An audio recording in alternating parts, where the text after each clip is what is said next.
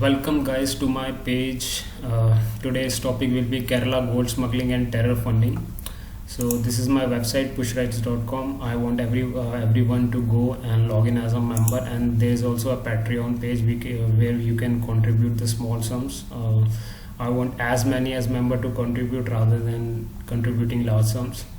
So coming back to the topic, today we're gonna discuss the Kerala gold smuggling and terror funding. So this news is just not related to terror funding, but it also has a huge geopolitical scenario in southern India, and a big burden for central government. And I think Modi must conduct a CBI probe in it. So if this doesn't have a geopolitical scenario, I probably wouldn't have made a video on it. So first we're gonna read about what is the fact news. How the people has tweeted and reacted over it, what is the background of gold smuggling in India, how Kerala is significant, what are the reasons of terror funding, African mining boost, Islamic radicalization, and at last we're going to discuss the whole geopolitical scenario, how this whole thing works. So what happened on 5th July was on International Thirupuram Kerala airport. 4 people were involved in gold smuggling. Nearly 30 kgs valuing around 14 to 15 crores has been seized, and they all have been charged with under Unlawful Activity Prevention Act 1967. 2 of them are currently on the run. Now these are the small pawns. Basically the big fish is CM Prenajya Vijayan, who is Chief Minister of Kerala, and he has also been linked to this case.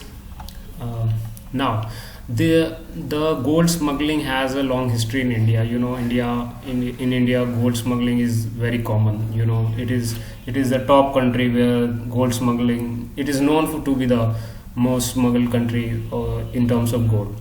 Now why this news has a volcanic eruption? Because this time a diplomatic baggage has been seized by the customs.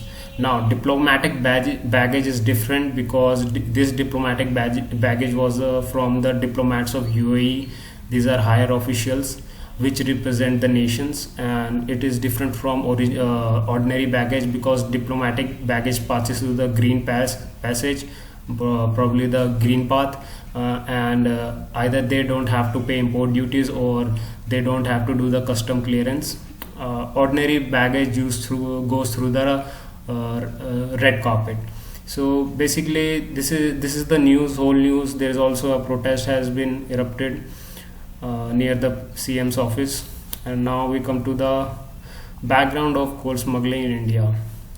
There is a highly cultural significance of gold in India in customs, marriages and all the events, and India is also one of the largest consumer of gold. Nearly 1000 tons of gold is consumed every year in India. It is approximate, nobody knows the real values, because RBI and other agency used to keep it secretive, due to currency fluctuations and all. Now 20% of this gold consumption, nearly about 200 tons, is smuggled.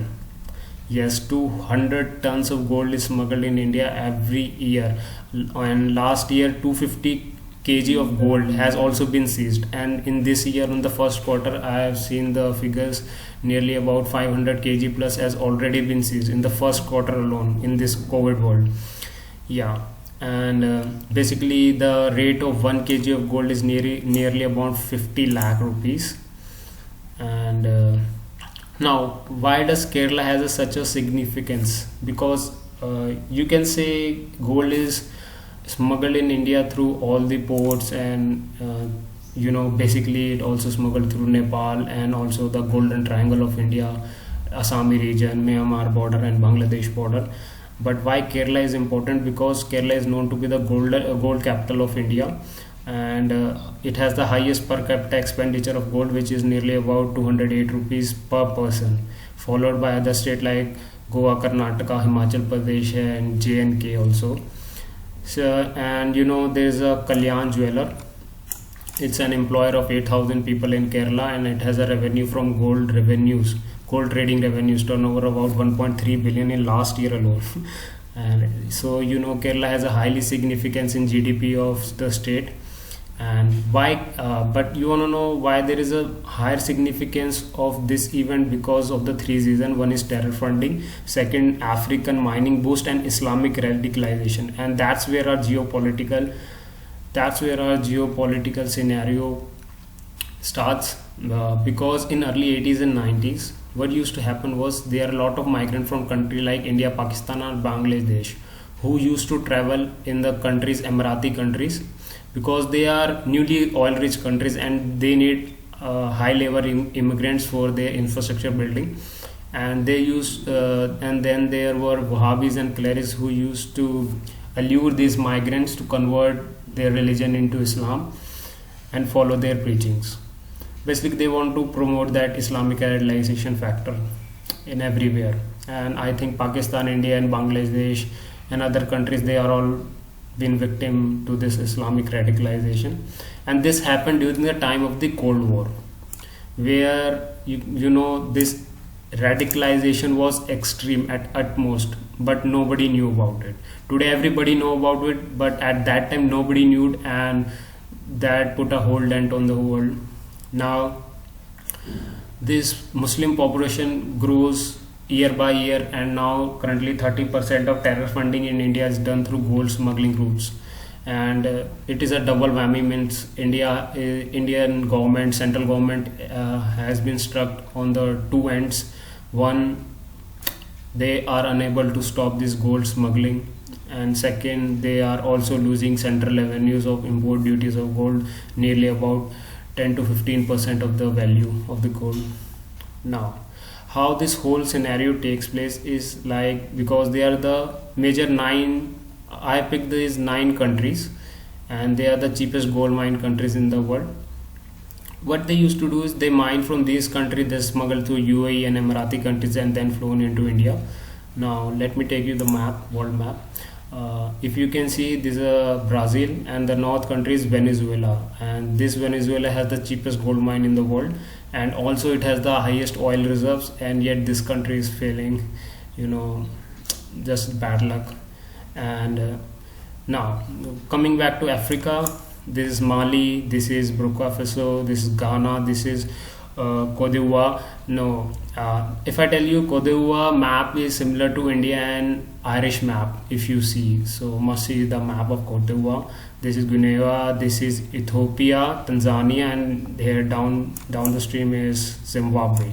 So these countries have are involved in highly civil wars, and basically all the smuggling of the gold is done to where there is very cheap mines of gold, and then they flew to these Emirati countries, basically Saudi Arabia, Kuwait, Qatar, this is UAE, and from here it is flown into Kerala. And now how this country operate is that they send this gold to this region. This is the Somalia, this is the Pirate Bay of Somalia. You can see it is connected to, it is open face connected to the Indian Ocean, and it has also has routes through this Gulf, the oil Gulf of Iran and Yemen. So it has a this is also a pirate country, though smuggling is very easy. And Emiratis country then flew it into India. You can see the first port is Kerala and Gujarat. You know, by air or sea route you're gonna land either on Gujarat or Kerala port. Now this was the major political scenario, and I hope you like this video. And this is the CM I was talking about, and I'm gonna publish this whole article. You can find link in the description box. And thanks to my parents and all the fellow mates, Rishabh, Simran, Hani, Dipanshu. I'm sorry if I've forgotten anybody, and thanks for your support and keep watching. Thank you.